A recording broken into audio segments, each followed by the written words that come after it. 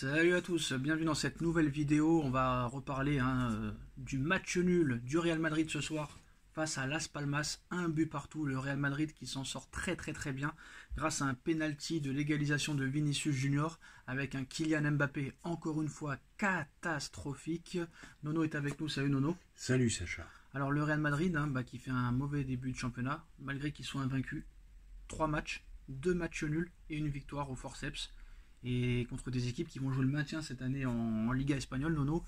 Match nul contre Majorque, match nul contre Las Palmas, et encore Las Palmas a dominé pour moi la majorité du match, et un match contre Majorque, un match contre Real Valladolid, excusez-moi, au forceps. Et encore un Mbappé complètement perdu, Nono. Un Mbappé complètement perdu sur le terrain, qui ne fait plus aucune différence, qui n'arrive plus à réussir un dribble, qui n'arrive plus à réussir une frappe, qui n'arrive plus à réussir un centre, qui n'arrive plus à réussir une passe en retrait, qui ne défend pas, qui fait la tronche, et qu'en plus de ça, les autres le payent. Rodrigo qui commence sur le banc, Vinicius qui sort alors qu'il marque, et Mbappé, plus il est nul dans le match, plus il ne sort pas. 3 matchs, 0 but, 0 passe décisif, Nono. Est-ce que cette histoire va définitivement tourner en cauchemar? Ça peut tourner en cauchemar, Sacha. Mais moi, je vais aller beaucoup plus loin. Depuis la Coupe du Monde au Qatar, les gens qui ont été honnêtes comme moi, parce qu'il a mis 3 buts en finale, dont 2 pénaltys, mais ce qu'on avait oublié, c'est que pendant plus d'une heure et demie, il avait été inexistant. Et bien, depuis ce jour-là, plus aucun entraîneur n'ose le sortir. On attend le dernier quart d'heure, les dernières 10 minutes, éventuellement il serait capable de sortir le club de la merde.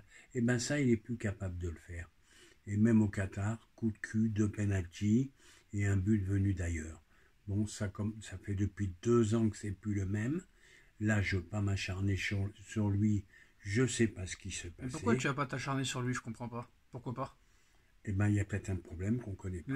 Pourquoi tu vas pas t'acharner sur lui alors que le mec a toujours dit que c'est l'un des meilleurs joueurs, que c'est une star, qui veut marquer l'histoire du foot, et maintenant qu'il est mauvais, on va pas se le faire. Si, on va se le faire, Nono. Oui. Vu comment il est parti du PSG, vu comment il se la raconte, et vu comment il a le melon, t'es le premier à le dire, il faut se le faire. Oui, mais le roi du melon, je veux marquer l'Euro, il n'a rien marqué du tout. Oui, pourquoi tu veux pas t'en prendre à lui alors?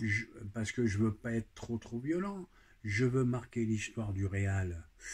Il a du travail à faire. Il y en a déjà qui ont 5 Ligues des Champions à leur actif.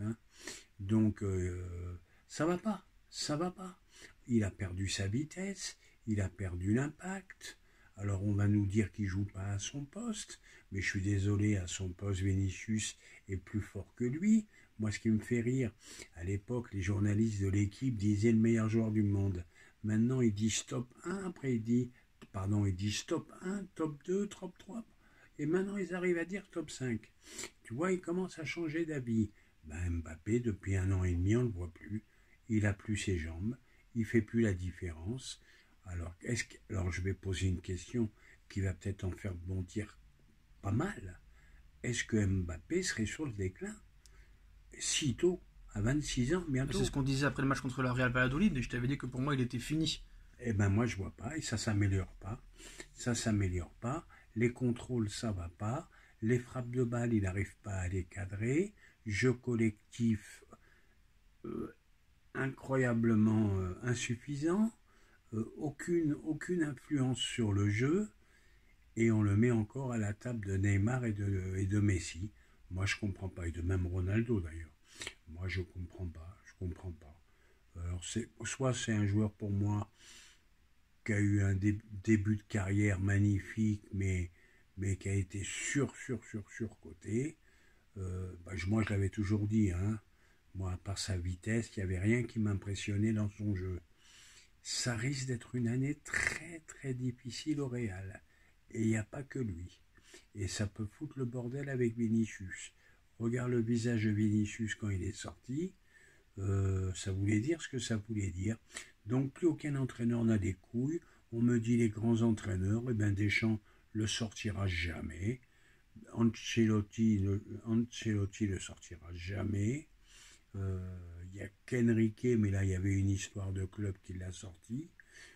Personne ne le sort. On attend la 89e en espérant un exploit individuel qui ne viendra plus. Qui viendra peut-être plusieurs fois, mais qui ne viendra plus. Pour moi, il a voulu marquer l'Euro, il n'a rien marqué. Il veut marquer l'histoire du club du Real. Ben, il a déjà beaucoup de retard pour marquer l'histoire du club. Il lui faudrait 10 Ligues des Champions. Et puis en équipe de France, ça n'a pas été non plus. Je me ferai beaucoup de soucis. Et le Real doit se poser beaucoup de questions à l'heure actuelle. Moi, ce qui m'impressionne le plus dans tout ça, c'est que le gars, j'ai l'impression que de match en match, il est de plus en plus nul. Et que là, c'est très clairement le maillon faible de l'équipe. Parce que le gars, il n'y a rien de positif à retenir sur ses 3 premiers matchs de Liga espagnole. Donc qu'est-ce qu'il va faire Ancelotti? Il va attendre comme ça tous les matchs qu'il mette son premier but. Et après, il va dire, ah bah ça y est, c'est parti. On a parlé aussi il y a quelques jours que c'est peut-être Vinicius qui va être sacrifié dans un an pour aller en Arabie Saoudite. Il y a Bellingham aussi qui n'est pas là. Il y a Toni Kroos qui est parti, qui n'a pas été remplacé. Et ça, ça se trouve, c'est Vinicius qui va porter le chapeau dans l'histoire. Et c'est même lui qui va être le sacrifié. Parce qu'on parle d'un transfert en Arabie Saoudite dans un an. Mais là, en plus, le gars, Carlo Ancelotti, ce qui me déçoit en lui, c'est qu'il ne respecte même pas ceux qui lui ont fait gagner. Ceux qui l'ont fait gagner, Rodrigo. Ceux qui l'ont fait gagner, Vinicius. 2 Ligues des Champions en 2 ans. Et le gars, tu fais venir un mec qui a été catastrophique à l'Euro. Sur les 4 derniers mois à Paris, c'était catastrophique. Et en plus de ça, c'est eux qui payent pour ce mec-là, qui en plus ne marque pas. Ne marque pas, il ne fait plus aucune différence. Donc c'est pas normal, et à un moment donné, il faut se réveiller. Meilleur entraîneur du monde, je veux bien, mais à un moment donné, il faut prendre des décisions, quoi. Et ben non seulement c'est un manque de respect pour Vinicius et Rodrigo, et puis deuxième chose, je te l'ai dit 100 fois, c'est comme Paris, c'est commercial, ça vend des millions de maillots.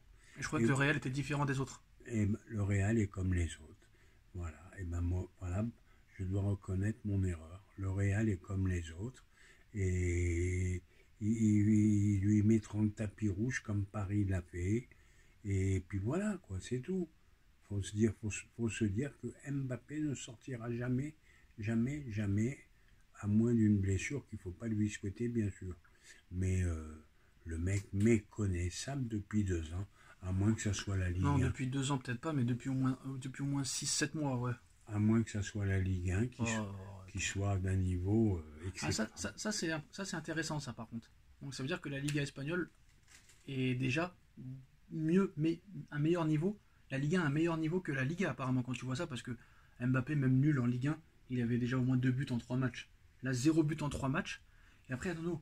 Là, tu peux pas dire que Las Palmas, ils ont joué derrière. Ils ont dominé tout le match. Non, puis l'avantage des équipes espagnoles, c'est que c'est pas comme en France, on met pas un mur contre le PSG, on essaye de jouer, on essaye de construire. Bon ben voilà. Et puis une autre chose, le Real, t'as vu ce qu'ils nous ont montré l'année dernière, et ben t'apprendras dans le football qu'il est plus facile de faire un jeu d'attaque que de défendre. Alors tu penses que ça va se passer comme moi la saison? Est-ce qu'ils vont recruter un joueur demain pour remplacer Toni Kroos ou non? Est-ce qu'il va continuer comme ça toute la saison en insistant à mettre Mbappé numéro 9 alors que c'est pas son poste et continuer avec Rodrigo, Vinicius sur les côtés? Est-ce qu'il va faire des changements? Il va en sortir un et il va remettre Mbappé sur un côté? Parce que si ça reste comme ça numéro 9, il peut jouer toute la saison, toute la nuit, toute la vie, il marquera jamais. J'irai pas jusqu'à là dire qu'il marquera jamais. Et si ça reste comme ça numéro 9, il y a des chances qu'il ne marque jamais. Oui, sur penalty peut-être. Non mais dans le jeu je parle. Ah, dans le jeu, ça risque d'être compliqué, il va y avoir des décisions à prendre. Moi, je vois un gros bordel arriver au Real.